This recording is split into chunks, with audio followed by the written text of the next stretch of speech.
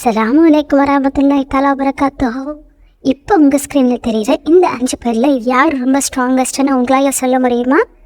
இந்த சூப்பர்மேன், ஸ்பைடர்மேனா, அல்லது இந்த குங்ஃபு செய்கிறவங்க, கராத்தே செய்கிறவங்களா, அல்லது இந்த பாடி பில்டரா? இவங்களில் யார் ரொம்ப ஸ்ட்ராங்கஸ்ட்னு சொல்லுங்க பார்க்கலாம்.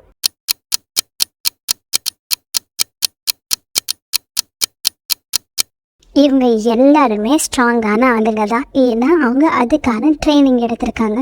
ஆனால் இவங்க எல்லாரை விட ஸ்ட்ராங்கான ஒரு பர்சன் இருக்காங்க. அது யாருன்னு தெரியுமா? 5 செகண்ட் டைம் தரேன், அது யாராக இருக்குன்னு யோசிங்க. ஏன்னா அவங்க ரொம்ப ஸ்பெஷலான பர்சன்.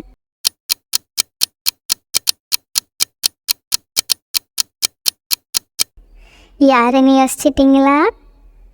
அது வேறு யாரும் இல்லைங்க, நீங்கள் தான்.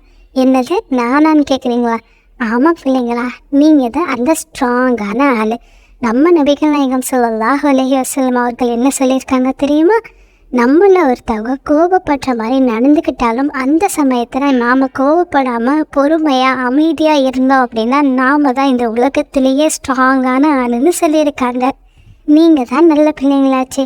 யாராவது நம்மளை கோவப்படுற மாதிரி நடந்துக்கிட்டாலும் நம்ம விஷயங்களை நம்ம பொறுமையாக தான் பேசி அவங்களுக்கு புரிய வைப்போம்ல.